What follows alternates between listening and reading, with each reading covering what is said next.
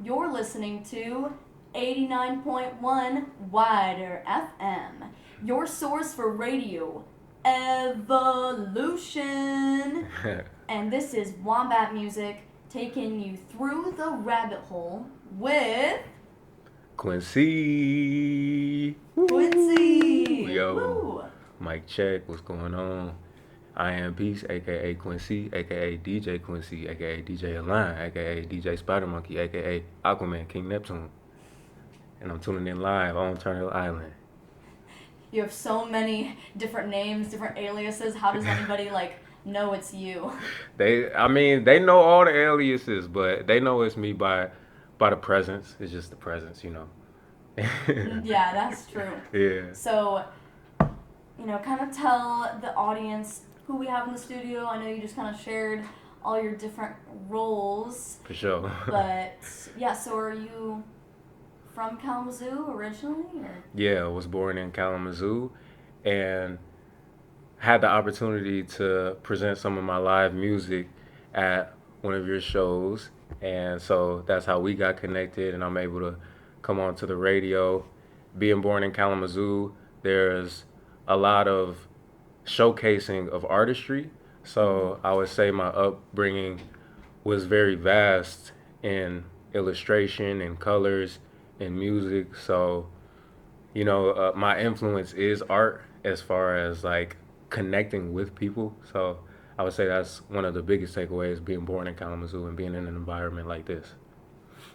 So was music your first form of creative expression, or did you say you used to draw and things like that? What kind of sparked your creativity? Yeah, I would say music. Yeah, music is the foundation of my expression, and drawing was pretty prominent as well. So yeah, music and drawing. And I grew up listening to a lot of old school, I would say 80s R&B, 90s R&B, and listening to that type of music got me interested in, I guess, singing soulful music as well. I was also a part of musical theater as a young person as well. So yeah, primarily music, and then secondary, I would say drawing and like I said, illustration and stuff like that. Okay. What kind of things did you like to draw? I like to look at comic books and basically copy the comic character off of the comic book, or cartoons in general. I would say cartoon faces and things of that nature, and also shapes, not necessarily abstract art, but you ever seen Egyptian hieroglyphs and stuff like that? Yeah. Those types of shapes, and I would say a lot of African inspired artistry as well as what I was into, and still to this day I'm into drawing. Yeah, that's awesome. So would you say that your parents have influenced your music taste since you listened to some of that 80s music, or did you kind of come across that on your own? Yeah, most definitely. My parents and my aunts and uncles, I grew up around very mature group of people. So when I was born, my mom was 43, and my dad's 38, something like that. So it's my parents have been basically looked as the grandparents of the community since I was born. So it's their generation of music was a total different diaspora as far as what my peers were listening to. So Yeah, for sure. I would say most definitely my parents and their peers influenced my taste of music. So how old are you? I'm 23 now. 23. In human years. Yeah. You feel older than that? Or? I don't know. I feel shoot, time is just inevitable. It's eternal. So I could be older than that. I could be younger than that. But I'm just here, man. I'm here vibing with the earth, vibing with nature. So. Yeah, that's a great attitude to have. Yeah. So, you kind of talked about your other projects that you're in. So, Can you maybe tell us a little bit about the other projects you're in, or you said you also DJ sometimes? Oh yeah, for sure. Yeah, so that came about with a couple of family members that I used to do live performances with in the Vine neighborhood, and at the time I was with the partner with the collective K's Lotus, and the DJ for that type of environment, shout out DJR, he basically had extra equipment and he was like, yo, I got a board that you could practice on and possibly, start mixing. So, I mean, for me, like DJing, I really actually have been DJing since like my freshman year of high school, but I didn't really hop on the turntables until now, like until last year. So, I would say, yeah, that part of me has like kind of always been in me. It's been more highlighted in the sense of like conversation and making having more gigs like last year, this year. Mm-hmm. Yeah, so DJing is one thing I do. I also work as a director with youth as well in a nonprofit organization. So that's another like passion of mine, like humanities and working with people, as well as like sciences and seeing the different type of opportunities that we can have out there as far as engaging ourselves in the community and doing different things like that. So I would say like outside of the music, I'm pretty in tune with the community as well. So that's another thing that I do in terms of connection. Yeah, well, that's a very beautiful thing. Sounds like you're very involved with a lot of different projects and Yeah, keeping yourself busy all the time. for sure. So, would you say that this musical project that you're talking about here today, Quincy, is that your main focus? Or So the project I'm working on right now is more so not my main focus, but it's getting back in touch with like my natural sound as far as what I want to produce to the world in a meaningful sense. I feel like, previously when I was making music, it was for fun, and I'm stepping into a more grounded area of my life where it's like, okay, we can still have fun with music, but what type of energy am I trying to release? So I'm definitely getting serious about that. I don't really have a project coming this year, but I'm definitely working into creating a project in the next coming year to showcase Quincy, as you said. yeah. Yeah. So, when did you start writing your own music? I've always wrote my own music since I was a child. Like I used to just write songs for fun, and I used to just sing songs for fun. So shoot, I say since like elementary school, man, I've been making songs, and then I started recording it on like devices and things of that nature, like my senior year of high school, junior year, senior year of high school, and no, junior year of high school is when I started recording my music, and I've always, like I said, wrote my own lyrics. Now, when it comes to like composing the beats and things of that nature, just started doing that as well, like 3 summers ago, 2 summers ago, 3 summers ago. Okay. At first, I was a YouTube beat cat. I was finding beats on YouTube and things of that nature. That's a new wave now of creators. Like, producer will make a beat and post it to their YouTube page for artists to be able to like download and things of that nature. So, as far as like writing my lyrics, been doing that my whole life, writing and composing the beat and the rhythm of the song. Just started getting into that. So, I know you have some music released already. Did you write the beats for that, or was that kind of like pre this, era of you experimenting with that type of thing? Yeah, so the brothers that I collaborated on that project that I have out right now, which is called Neverland, you can find it on platforms under Quincy Alan Ellis. And I created those songs along with, like I said, the people that I am on that project with. So, yes, I did actually create those beats, but it wasn't an individual task. It was with other members that are on the track. Mm-hmm. Yeah. Yeah. And, it can definitely help when you have lots of other brains and minds working on the project too. So Yeah, most definitely, yeah. is this new focus that you're moving toward solely yours, or are you going to be collaborating with some folks? Always collaborating. I think I'm always going to be collaborating, but Mm-hmm. probably 75% and more so focusing on solely me Mm-hmm. in the sense that, you know, there's energy that everybody has to offer.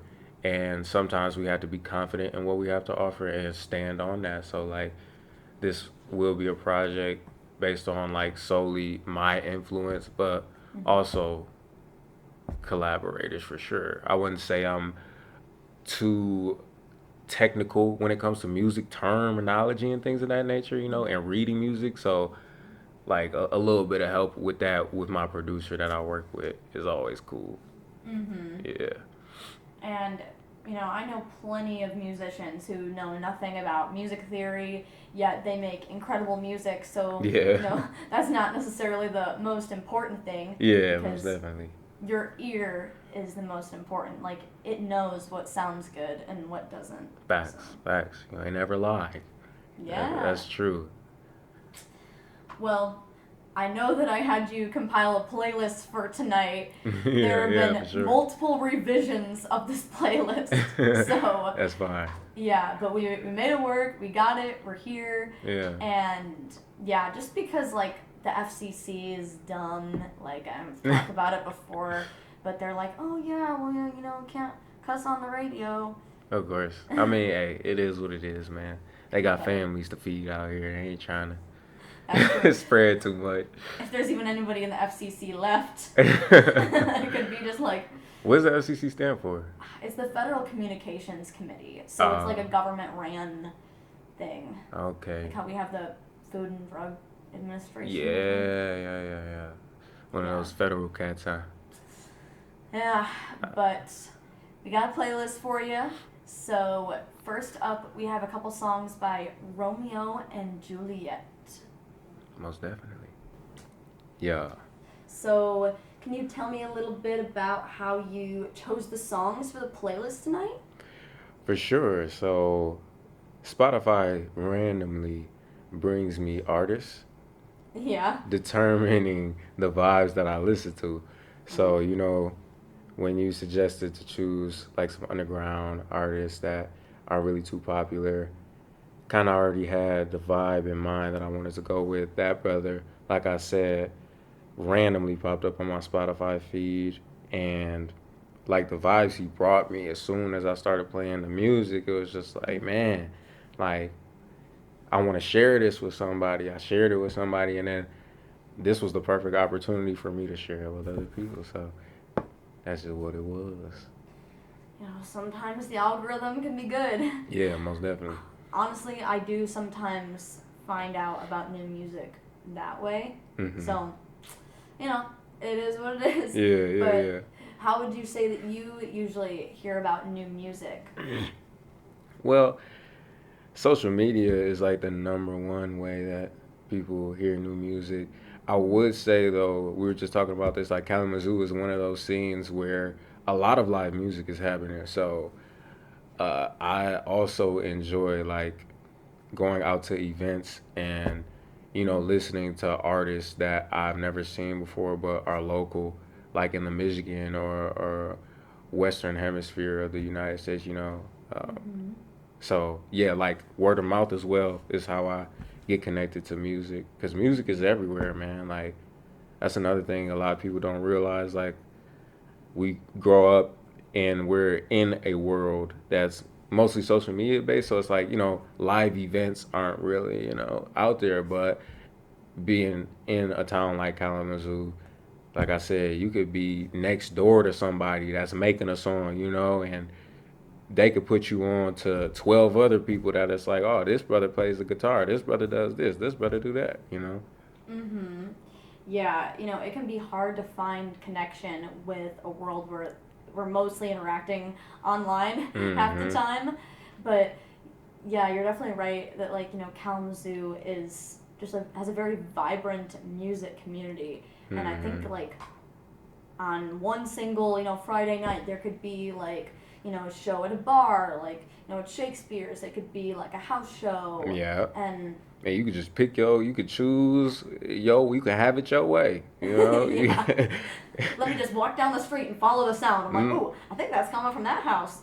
Oh, they're just doing practice? All right, well, we're chilling. Nah, for real. We're jamming now. Yeah, that's how it So, is. That word of mouth is a beautiful thing. mhm. So I know you mentioned Cage Lotus earlier. Are Hmm. you a part of Cage Lotus? Yeah, so them the members, them the crew. I would say right now, Cage Lotus is on a resting point, and Oh, okay. still doing our thing, but that's always family. So. Mhm. Mhm. So what is or was Cage Lotus? Can you tell the audience a little bit about them? Yeah, Or Cage Lotus was a connection that artists made at one point, and we were all inspired by each other and by our own voices.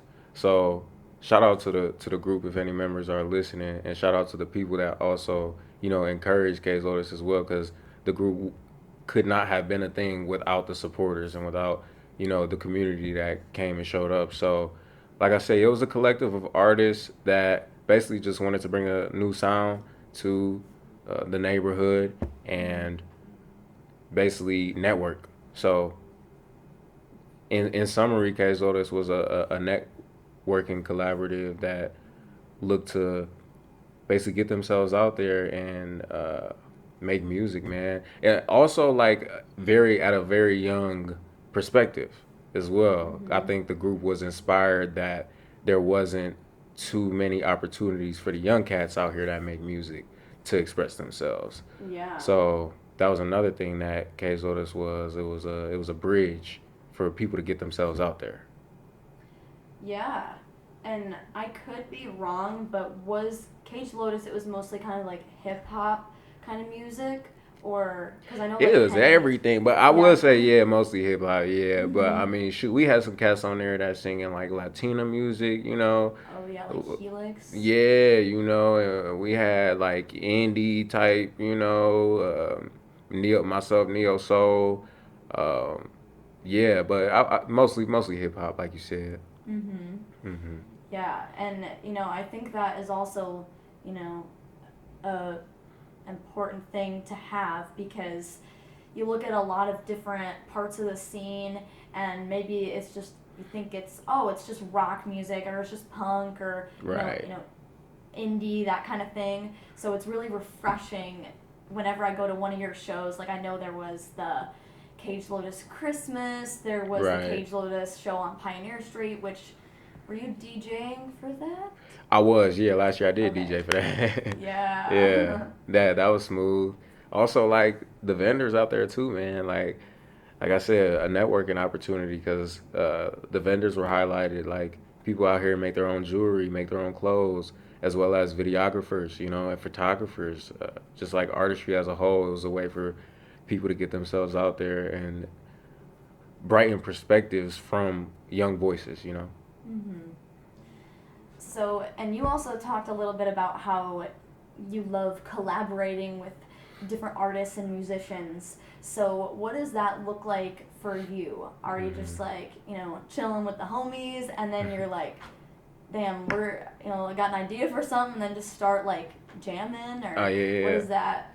Is I it more mean, structured? yeah, and well, it determines on the type of vibe. Like if we chilling, we chilling. Like collaboration to me does not have to be monetized, or it does not have to be promoted. So like I could be chilling with the homies and we vibe, we throw a beat on, and we freestyling, we collaborating right there. Because that freestyle might inspire me later on to create a song. Like you said, it could be that like we Mm-hmm. chilling, and then later on we create a song. I would say when it comes to me releasing things on platforms, I'm getting a little more picky now with what I release and who I collaborate with Mm-hmm. because I have a good ear for music and not just a good ear for music, but music is a spiritual practice. Like it's not just something that people should take as, I guess, a joke. You know, Yeah. Things can be fun. I'm not saying that we can't have fun making music, but the point I'm getting to is that, like, you know, in terms of sound and like how I want to showcase myself to be monetized, collaboration looks like, you know, consistency. It looks like good communication, and it looks like equality in terms of like if I'm working with a cat, they're on the same type of frequency I'm on.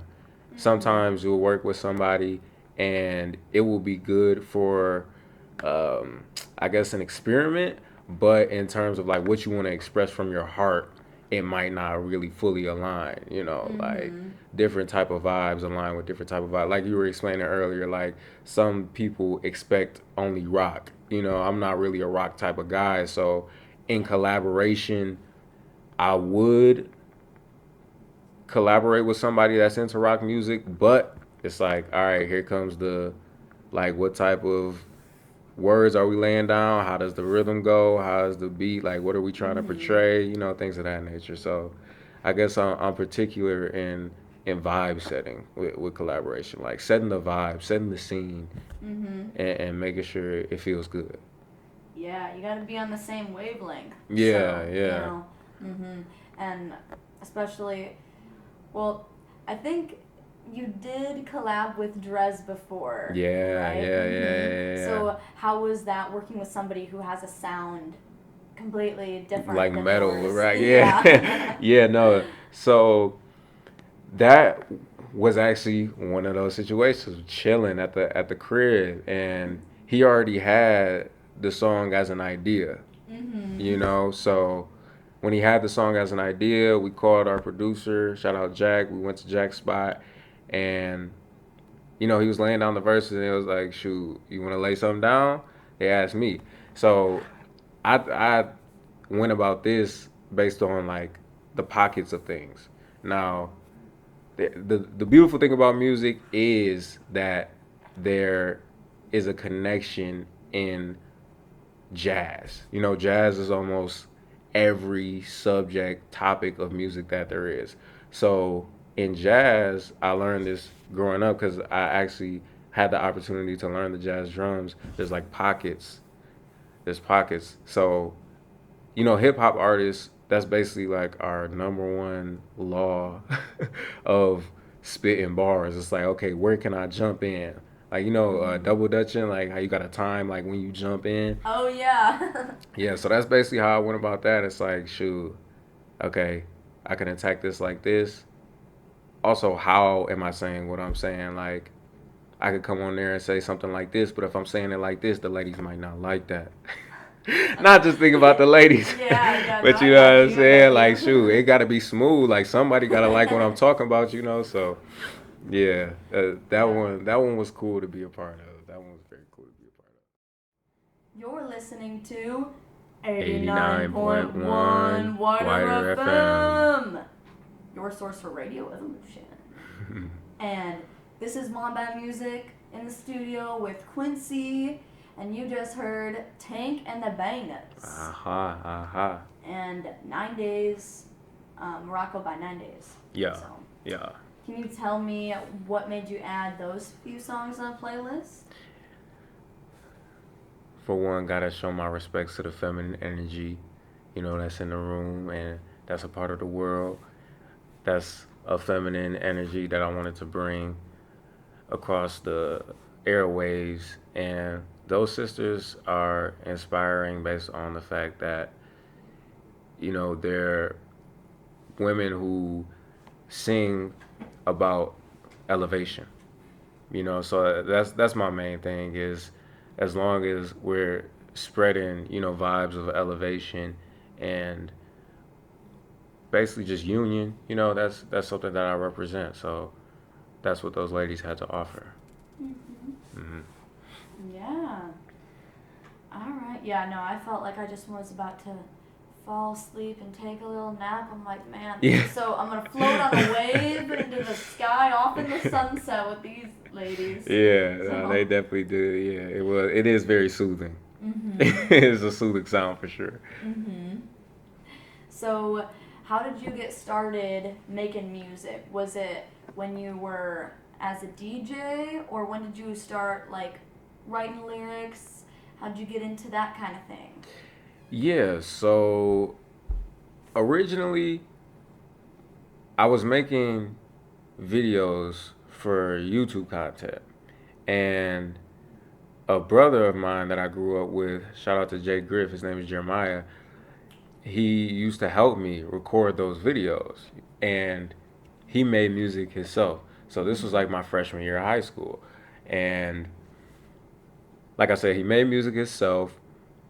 He got me into recording tracks because he knew that I was into like singing and rhyming as well. So like he would have beats, and I hopped on a couple of them. Like he recorded me, and that was my like first, basically, I guess, opportunity to record with my voice. So that was, like I said, like my freshman year. He got me in there. He got me comfortable with like, yo, you have a talent. Let me record you. Boom, lock me in. So that was that, and expanding from that, that was like basically like an appetizer of me getting into it. So junior year of high school, I graduated in 2020, so this was all like recent. Junior year of high school, my homeboy, we used to freestyle. So this is like, he's the best freestyler that I shout out to Aero Yayo. His name is Yayo Bammin. If you want to hear some more hip hop, y'all can look him up. Yayo Bammin.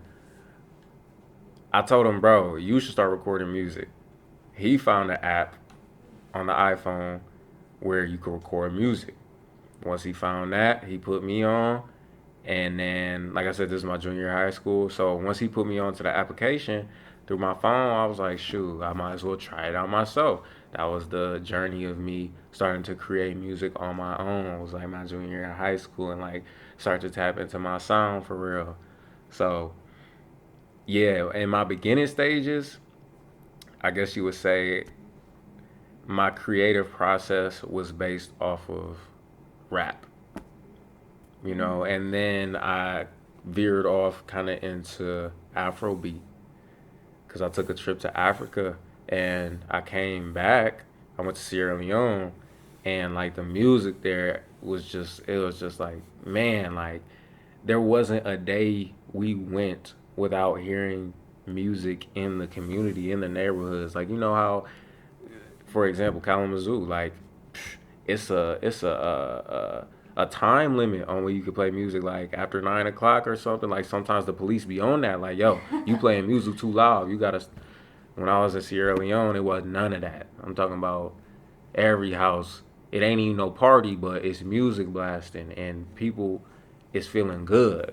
So that inspired me to like hop on the Afrobeat wave, and start tuning into that. So I started making a whole different kind of lane of music when I came back from Africa. This was still my junior year, and ever since then, it's been a growing process in what I create.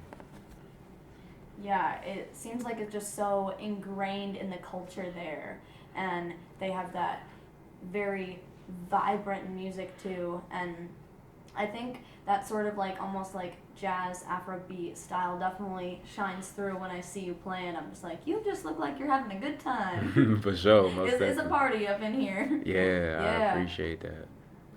So, how did you get started in writing your own beats? You said that is relatively new though, this past year. Yeah.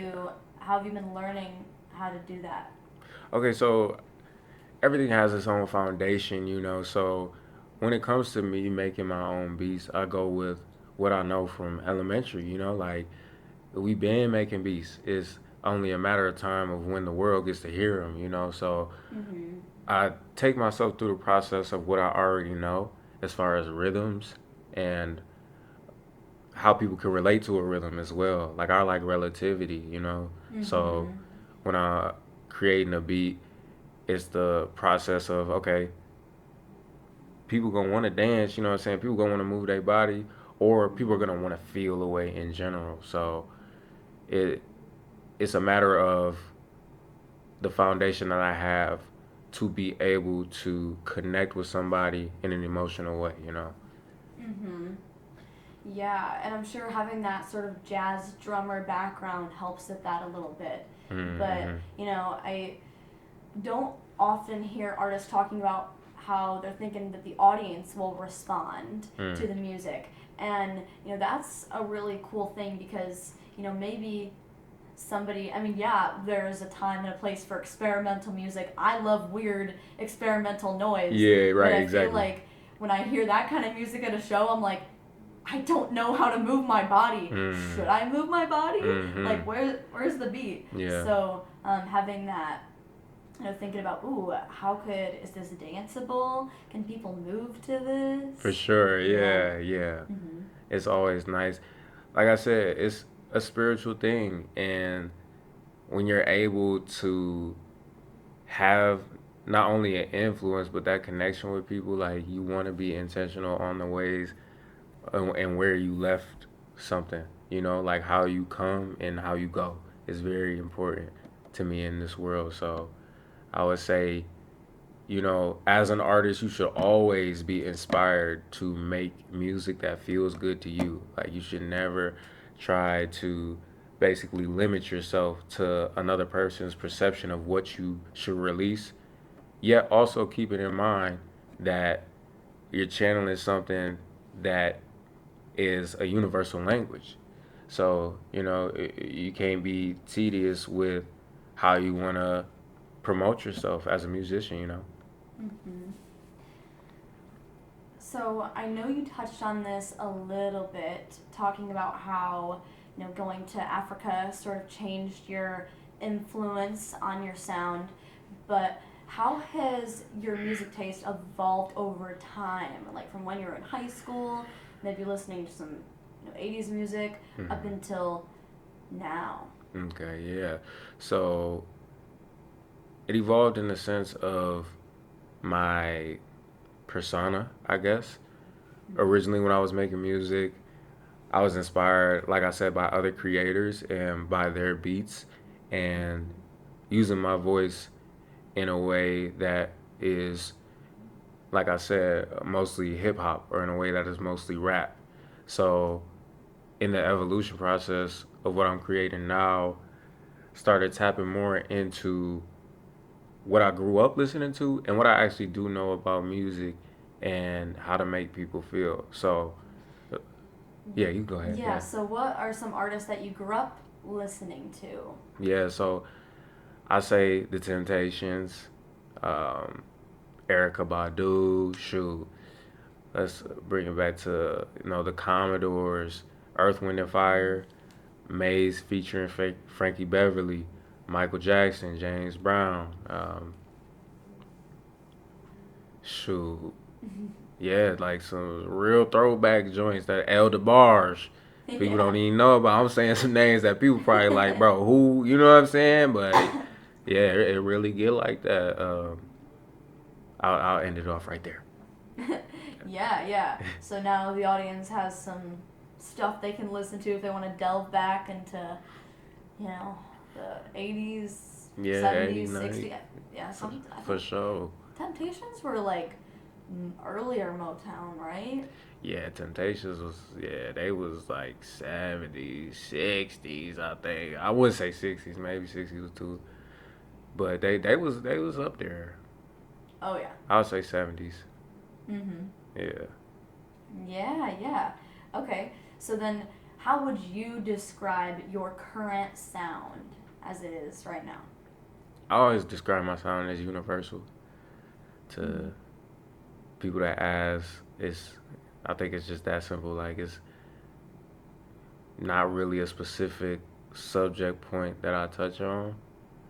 Like I said, I don't do no like opera or no like heavy metal, you know what I'm Yeah, saying? yeah. But like, shoot, it's influences from everywhere that I create, you You know. you just heard "Fly Across the Sky" by Kyle, which I didn't know was you until I was listening. I was like, "Dang, this is some good stuff." For And sure, you're yeah. like, Fly "Yeah, across the sea like Quincy. yeah," Yeah, and you're like, "Yep, that's me." for sure, yeah, yeah. That's me and my homeboy, Soul Train. Check us out, Kyle, Qyle. Yeah. So when were you working on that project? That project was 2 summers ago. That project was 2 summers ago as well. And we had dropped a project before that one. I think we dropped a project before. It was either before or after. Either way it goes, I asked my brother, Micah Daily White, shout out Micah. I asked him if he had any like spare beats that, are in the files that, he could toss to me. And that was a beat. And I was like, oh yeah, I'm hopping on this with my brother Soul Train. We got on the track, that's what we made, and we released that joint, man, and it's out there. Right on. Well, you know what I'll be listening to in the car tomorrow? Yeah. For sure. Okay, so I just have a few more questions for you. So, what is your lyric writing process like? Or where do you mostly get your inspiration for lyrics? I would say from my heart and from my spirit, because most of the time I'm writing off the dome. I'm punching in, like I'm in the studio on the spot, like, all right, bro, just punch me in. Sometimes I'll take the courtesy to be like, all right, let me write a couple of bars down. The last song that I was working on, I've been writing on the notes on my iPhone, so I've been typing. Actually, haven't been writing with a physical pen, but yeah, 9 times out of 10, the process is like, okay, what am I thinking right now? Boom, that's what I'm finna say, because that's what I'm feeling. Like, especially when you talking real, like when you speak real life situations, you could come like that, because it's like I'm not finna hop on here and just hickory dickory dock, the mouse ran up the clock. I'm finna actually, if I do say that, it's gonna mean something that's gonna go way past the human eye. It's gonna touch something that, is not in the physical realm of possibility. So, yeah, the process is speaking from my soul, man, and feeling the beat and integrated with that, like connecting with that and making sure that what I'm saying feels good and that is the truth. Do you ever look at music you wrote years ago and are kind of like cringing? Oh, what? I can't believe I made this. Or do you look back lovingly at all the music you made and you're like, that was just a different point in my life? Yeah, I look back very lovingly at it. I feel like the music that I made was beautiful. Some songs, predominantly, I look very highly at the music that I used to make. But some songs, it do be irritating. Some songs be irritating to listen to. But 9 times out of 10, I'm like, yeah, you was on to something, like you've always been. Yeah. You're like, wow, that guy was smart. No, for real. You're like, that man's a genius. Wait, that was me. Yeah. All right. So, I think we're getting to the end here. So, I gotta ask the question. I always ask this question. If your music was a candy bar, what kind of candy would it be? If my music was a candy bar, what kind of candy would it be? It would probably be. Oh wow. You know them. Okay, so this is something very popular in neighborhoods around the United States. Do you know what Sour Punch candy is? Like Sour Patch Kids? Not Sour Patch, but the punch, like the punch straws. You ain't never seen the straw joint? Oh, wait, no, the straws. Yeah. Oh, yeah, with like the sugar. Yeah. That's. I would say that because it's like, shoot, them joints hit. Like, you take a bite of one of them, it's like, let me get one more. Like, let me get some more of them. Like, or it might be just enough too. Like, it's so many ways you can go about it. But I would say the Sour Punch joint. That'd be my type of music. Yeah, where it's like, kind of, you can't get enough of it. You're kind of, it's addicting. But then, it's not too sour. It's just enough. It's got that balance, and they're very colorful too. Yeah, and it's So one of those things you can hold your pinky up while you eat that joint too. Like the yeah. one of them candies you can hold your pinky up and feel a little classy while you eating Oh yeah. it. Okay. I think it's time for our last few songs here. For sure. So next up we got When We Talk by, I mean these are all by locals. You say yeah, okay. By Yeah, right. Benna, and then Desire by Micah Daly White, and then Bedroom Pop by Headband Henny. Shout out, shout out. You're listening to 89.1 WIDR WIDR FM, your source for Radio Evolution. And this is Wombat Music with Quincy, closing out the evening. You just heard some local gems, Benna, Micah Daly White, and Headband Henny. For sure, for sure, for sure. So, just one thing I wanted to ask as we're closing down here is, do you have one song that you're most proud of? Yeah. So I would say the song that I'm most proud of is called Father Time, which people could find that on SoundCloud. And Father Time is a project that I did in transformation and in transition from being a one-tracked and one-minded artist to expressing myself into the many avenues that I can delve into as an artist. And that song received tremendous and great feedback as well. So I would say I'm proud of that based off of me being able to express myself and receive a good and beneficial feedback that was like, yo, I actually like this song, and that, like, I remember it. Like, when people remember your lyrics as well off of like just one performance or one presentation, that's a beautiful thing to realize that it's like, yo, I'm real life in there. Yeah. So that was kind of like the turning point for your music. Yeah, most definitely. All right. Well, what's next?